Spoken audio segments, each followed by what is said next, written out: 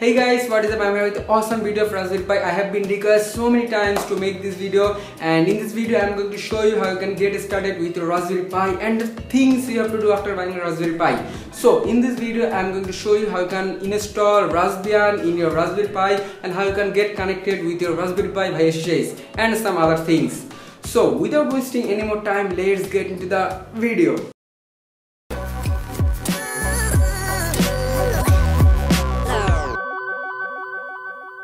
Welcome again guys, how are you doing? I think you have just bought a Raspberry Pi because that's why you're watching this video.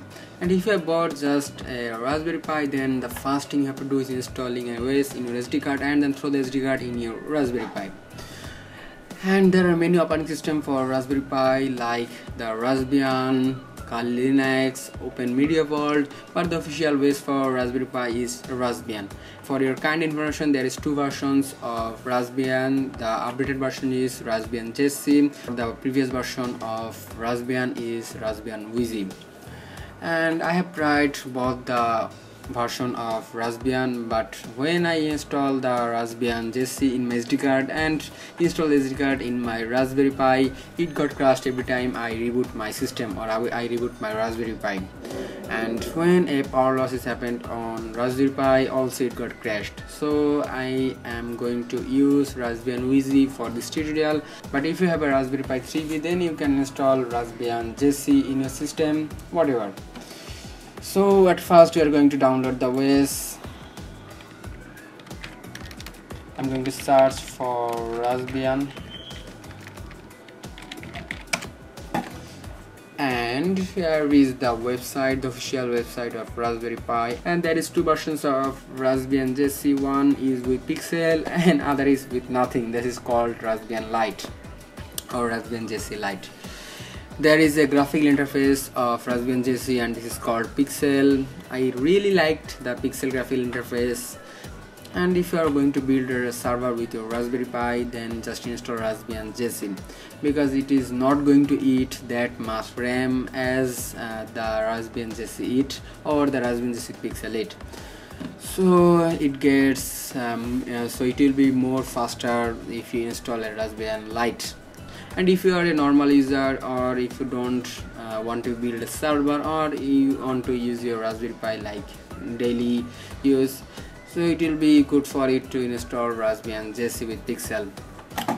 So just click on that download zip and it will pop up a dialog to download the Raspbian JC.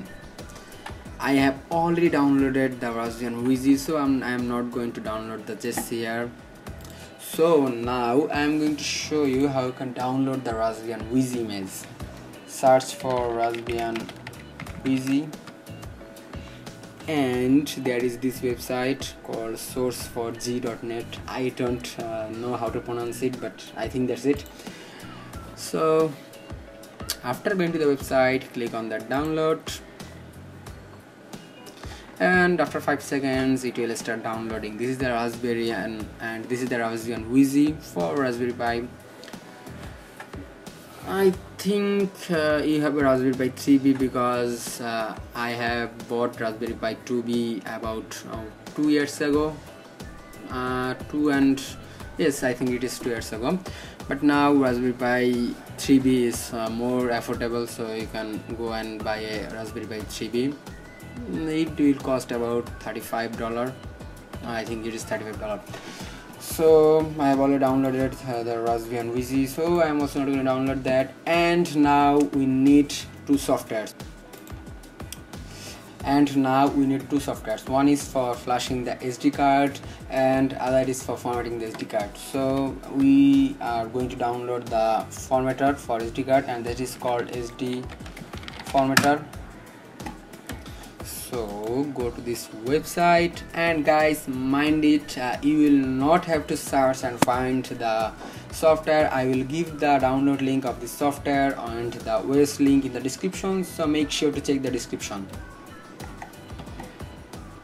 And click on that download SD card for Windows and then click accept, and it will start downloading your SD formatter. And then we are going to download the flashing software for Raspbian down, and that is called Win32 Disk Imager.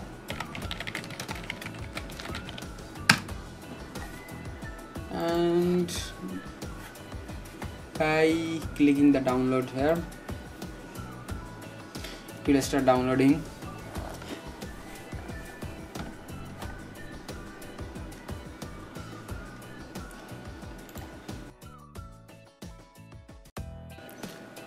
Install the software. It is easy.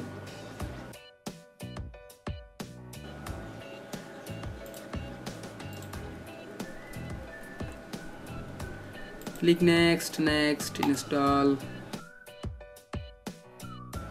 I don't know why it is not installing. Oh, it finished installing. Click finish, and now we are going to install this software, Win32 Disk Imager. Here it is. Click on the software and it will pop up asking your permission. Click accept, next. Hit the desktop shortcut, next, install. And this will install the software for you. And launch. So we have installed all the softwares. We needed to install the OS in our SD card, and mind it guys, you need a SD card of 8 GB or higher. I have 8 GB SD card and I have inserted the SD card in my computer. So now, as you have installed the two softwares that you needed to flash the SD card, we are going to open the SD formatter and then select your SD card, then click on this option button, and on this format size adjustment, click this turn on and OK, and click format. OK, and this will format your SD card, and click OK. Exit the software. Then we are going to install the operating system. So here is this icon. Click on that icon, and I am going to select my operating system. I have a bunch of operating system for my Raspberry Pi, and click on your operating system, and this is Raspbian Wheezing, and click open. If you are installing Raspbian JC in your SD card, then click on that operating system and select your SD card and click write. This will start writing in your SD card.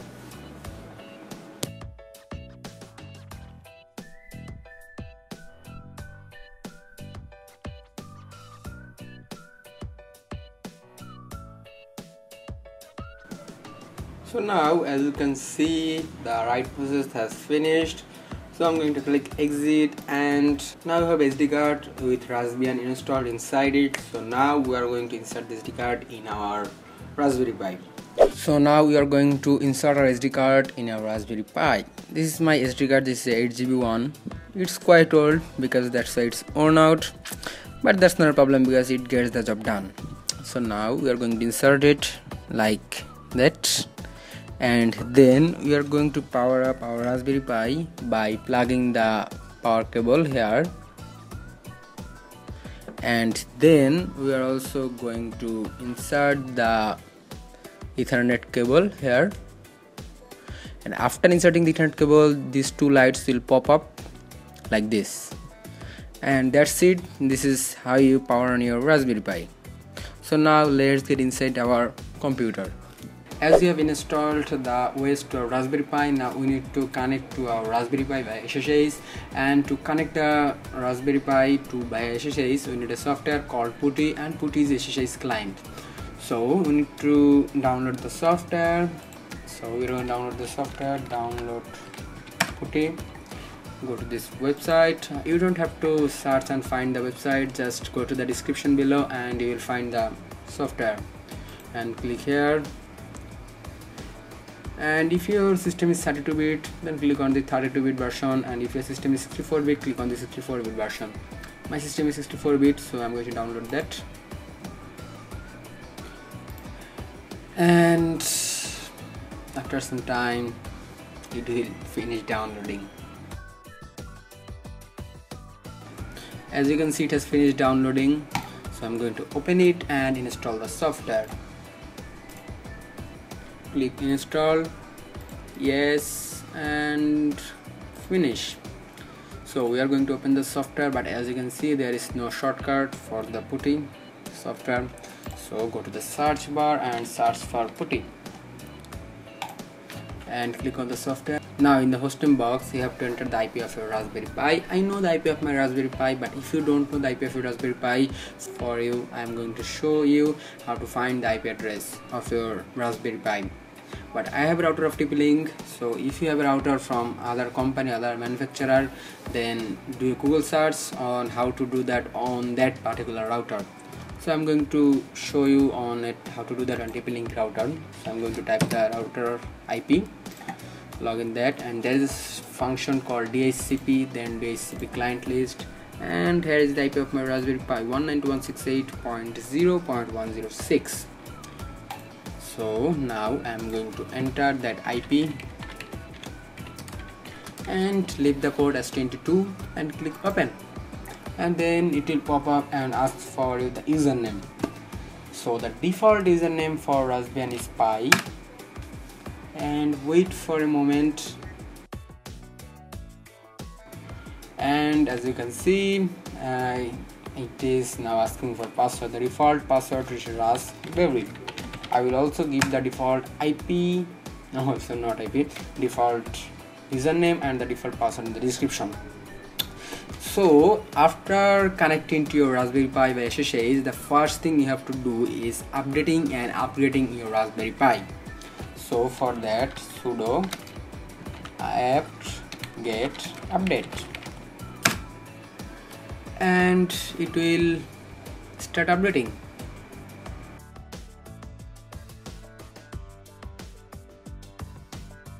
So as you can see, it has finished updating. Now we have to upgrade the software or upgrade the OS.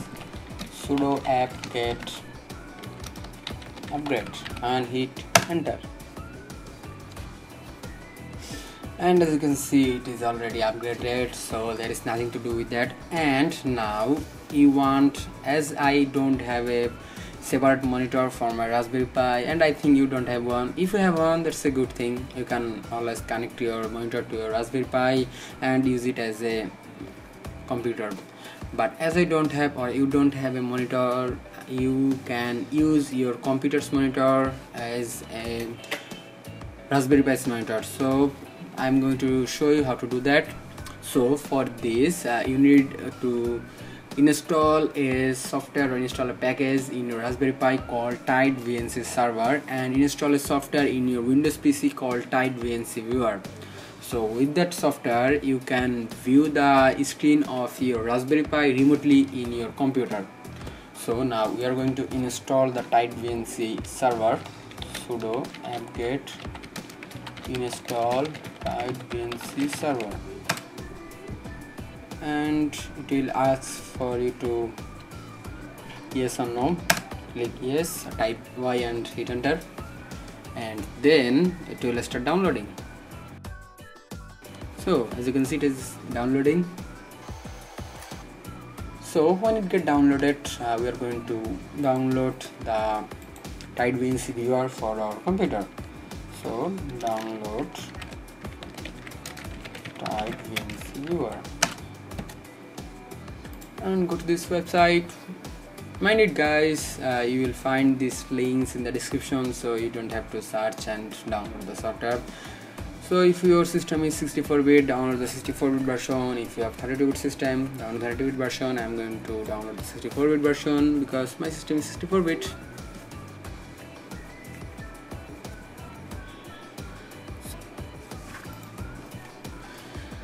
It has downloaded, so click open. Next, typical, next, install, yes, and it will install the software, I think. Okay, so this is the settings, when you want your computer's display or Windows computer's display to share on other devices like your smartphone or any other computer. So if you want to share your screen with that computer, then you need a password, and here is the settings to set up your password. I'm going to set up a password. This is not for your Raspberry Pi, this is for your computer, so make sure to type a secure password or any other people can show your or can see your stuff.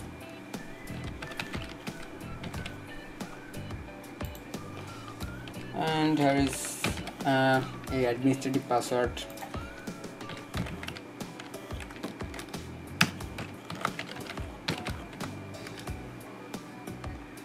Oh, that doesn't match.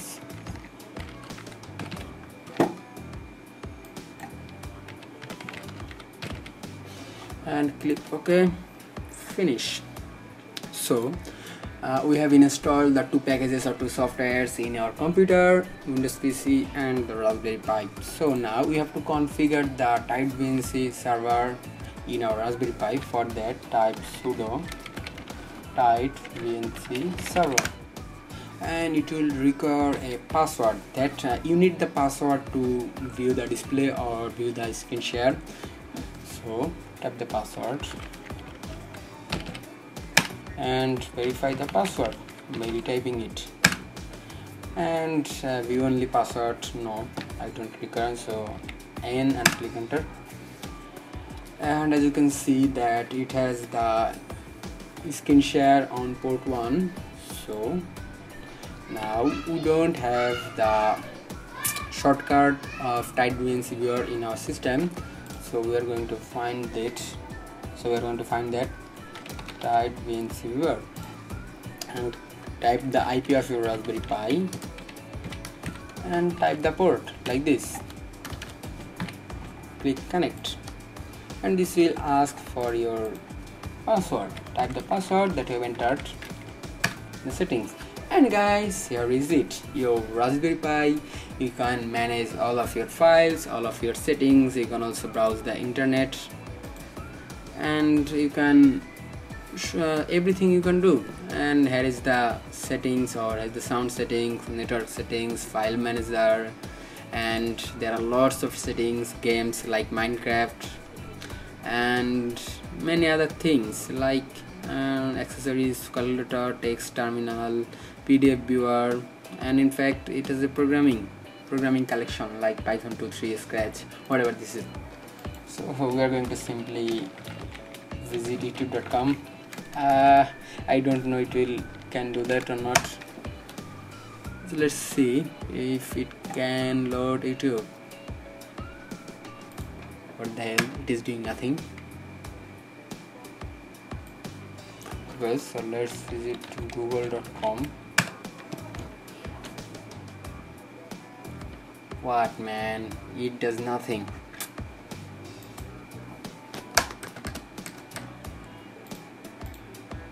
I don't know why it does nothing. I think the browser does not work well. So whatever, we have successfully installed Raspbian OS and successfully installed Putty, successfully installed tight VNC server, and now you can do whatever you want to do. You can make your home automation a DIY project in your Raspberry Pi or with your Raspberry Pi, and that's probably it. And this is the basic things you have to get started after getting a Raspberry Pi. So I think you have now something. Oh, it's really cool. It has visited the google.com. It takes a lot of time to visit, but it finally gets visited because it has a really simple processor, or really slow processor. Not slow, but for daily tasks it is really slow. But if you want to make some or do some programming or do some DIY projects, then the processor is quite fast. Oh, so that's the point. Okay, so now I think you know something about Raspberry Pi, and you know how to get started with your Raspberry Pi. So if you have not bought a Raspberry Pi yet, just go and grab a Raspberry Pi because it is an awesome piece of technology. So that's a good idea. And that's it, guys. If you really liked this video, there is a like button, go down and hit that like button. And if you want your friends to view this awesome tutorial, then share this video with your friends. And guys, if you want some awesome videos like this one, then go down and subscribe. It will help me a lot to make some awesome videos like this one. So I will see you in the next video. Until that, goodbye guys.